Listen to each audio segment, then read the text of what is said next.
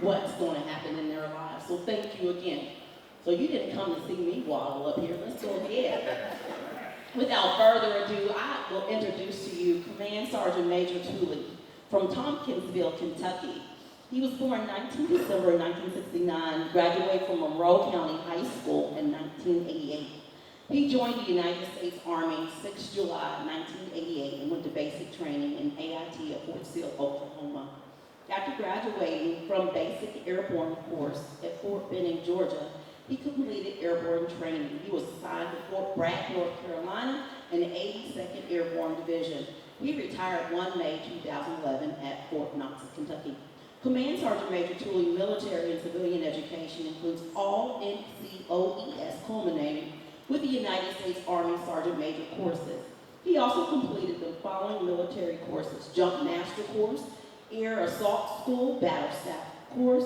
Additionally, he holds a master's degree in management and leadership with Webster University and a bachelorette degree in criminal justice and a minor in business management from Wayland Baptist University. Command Sergeant Major Tooley deployed 3 times with the 82nd Airborne Division in support of combat operations in the following operations: Desert Shield, 1990, Desert Storm, 1990-1991, Operation Enduring Freedom, 2007-2008, Operation Iraqi Freedom, 2008-2009, with the 3rd Brigade and the 82nd. Command Sergeant Major retired, is married to our Miss Becky. Miss Becky is back there hiding in the back. And they have 2 children, Logan and Sheldon, 1 daughter-in-law, Janae, who is married to Logan. They both live in Colorado Springs. Command Sergeant Major is grateful for his wife and loving family, so support over the years. Without further ado, would you please give a round of applause for Command Sergeant Major Tooley. Thank you. Appreciate it. Well, good morning, everyone. I want to thank everyone for being here today. I definitely want to thank the students here who made that beautiful rendition of the songs, and thank Miss Day for all the hard work that she put in and the students put in to make that just a great time as far as hearing those voices. And it's beautiful when voices come together and sing together. Man, there's no more beautiful instrument God gave us than our voice. So I thank you for that. And I think this is very important. I appreciate the opportunity that Ms. Packer gave me to be here today to come and speak to you a little bit about Veterans Day. And the one thing she told me, keep it short. I hope I can do that. You guys remember the movie Forrest Gump, right? So Lieutenant Dan's talking to Gump and Bubba, and he told him one more thing: don't do anything stupid to get yourself killed. And then Gump said, I sure hope I don't let him down, right? So I hope I don't let Ms. Packer down. It's a privilege to be here today, and I thank her for this opportunity.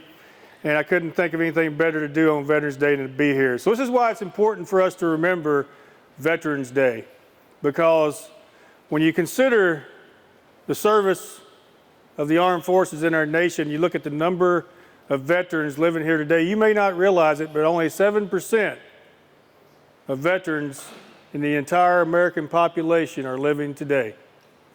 7%. That number used to be larger, but when you look at the greatest generation, the World War II generation, the World War I generation, which is completely gone, then we have about 162,000 remaining World War II veterans. So the population is dwindling down. The majority of the veterans are age 55 and older, like 42%. And a lot of them are, 75% and older as well. So this is why we come together to remember Veterans Day, because we don't want to forget the sacrifice for our nation and for our freedom, as you guys sang about. So it's very important to remember that. And I remember a speech made by Ronald Reagan. You guys may be familiar with this speech. It was made in 1964, which they call it the Freedom Speech. But I think the proper term for the speech was called A Time for Our Choosing.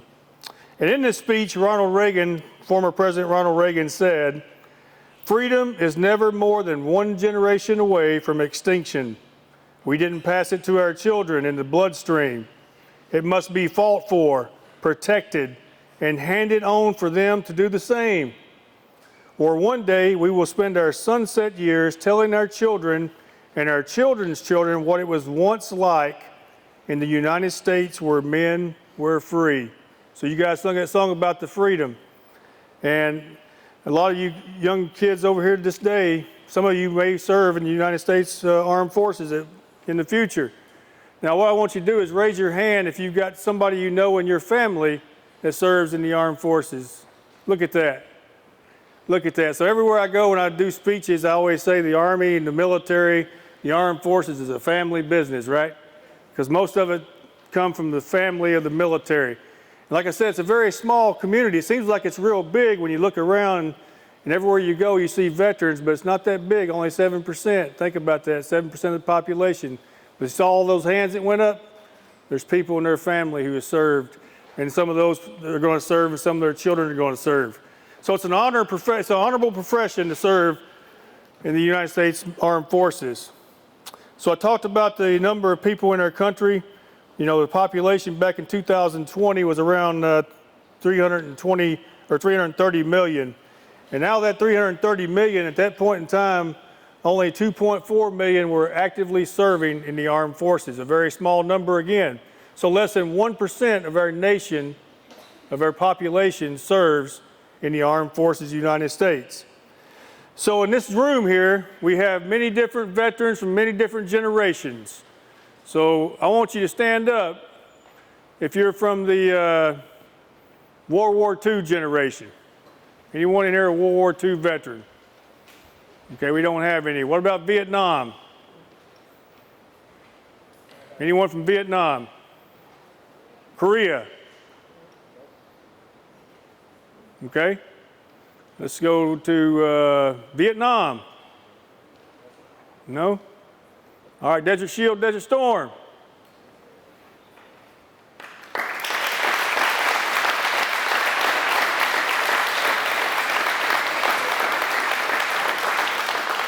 What about the war on terror, or the current war?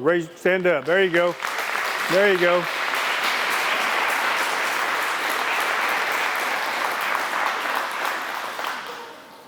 So now I'm going to go down by service. I always like doing this. So if you're a veteran of the Army, please stand.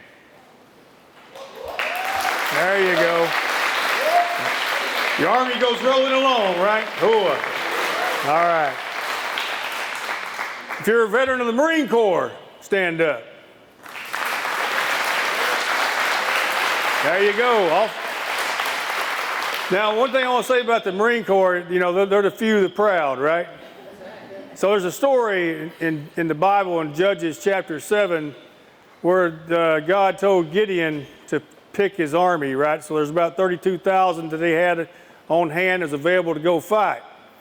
So, but God didn't want them to go in there with overwhelming numbers, and he wanted them not to take credit for the victory in which he was about to give them. So he told, you know, Gideon to dwindle down that force, which doesn't make sense from a commander's standpoint, right? You want overwhelming force. So anyway, he told them to talk about how big this army was they're about to fight and how tough they are.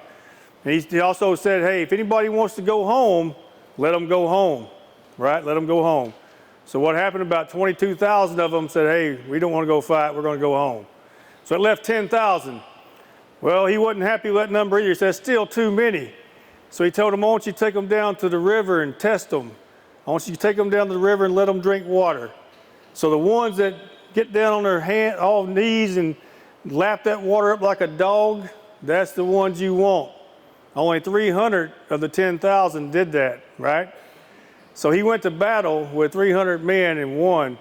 But the point of the story is, for the Marine Corps, it's the few, the proud, right? All right. Yeah, I always like messing with the Marine Corps. I went to jump school with a few Marines and had a good time with them. But anyway, now let's talk about the Air Force. If you're a veteran of the Air Force, anybody out here from the Air Force? There we go. There we go. Off we go into the wild blue yonder. All right. How about the Navy? There we go. Navy, baby. Anchors away, sir. Anchors away. What about the Coast Guard? The Coast Guard's another small force. I don't think we have anyone out here, but the Coast Guard. We also have a new force called Space Force. I'm sure there's no veterans of Space Force yet. We're still trying to find people to serve in Space Force. But hey, who wants to go to the moon? Raise your hand. Oh, there we go. There's the new Space Force recruits right there.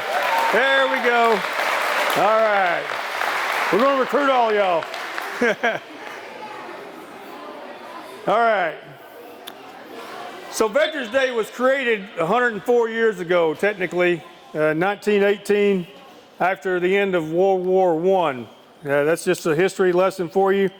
And then it was passed by Congress in 1938 and became a national holiday and a day that we remember each year. So why do we pick November 11th? Well, that's when November 11th, 11th hour. Oh, go ahead. You want to answer that? Here, take this microphone. November 11th was a very, very bad day for America. The Twin Towers were hit down by terrorists from somewhere I can't really remember. And lots of lives were lost. So we need to honor people who helped and tried to save people who could have been killed in those days, or Thank that you. day. Thank you. What's your name? Jude? Jude, right? All right, that was Jude. Thank you, Jude. I appreciate that. Hey, he's got some courage, right? That's what I like it. Courage and honor. That's great. I appreciate that, Jude. But yeah, Veterans Day was created in 1918. It used to be called Armistice Day. But then in 1938, Congress passed a law, and then I think when Dwight D. Eisenhower, President Eisenhower, basically gave more guidance out for the holiday or the celebration of Veterans Day, and I think he made the VA chairman and put him in charge of that. But in closing, what we did here today is very good. And I want to thank Ms. Packer for putting this on and remembering this, because it's very important for us to come together and remember. And you may say, what can I do to honor veterans on Veterans Day? Well, I thought about that a little bit, and some of the things that you can always do is what you just did here today. Take time out of your busy schedule, learn some stuff. Because students, I told you I want you to remember two things, right? One, maybe I didn't tell you this up front, I probably got off my script. But one, life is a lifelong process, okay? Learning is a lifelong process. So you're always learning, you're always growing. In the military, we call that position improvement, right, guys? And your position was never perfect. You're always trying to make that position perfect, but it's never going to be perfect to that non-commissioned officer who's actually supervising and making sure that position's perfect. So continue learning, continue growing, never stop doing that. And the second thing is, remember service and sacrifice. Those are two key words to remember, because in life it's not about what we get, it's about what we give. And I think John F. Kennedy said, do not ask what your country can do for you, but what you can do for your country. And one thing we all can do for our country is serve it. Now, I still work for the military, and last year was the worst recruiting year we had on record since the all-volunteer force began in 1973. I think the Army recruited around 61.5% of its requirements, and this year ain't looking no better. But as Ronald Reagan said, we're one generation away from extinction if we don't have people to fill their shoes, right?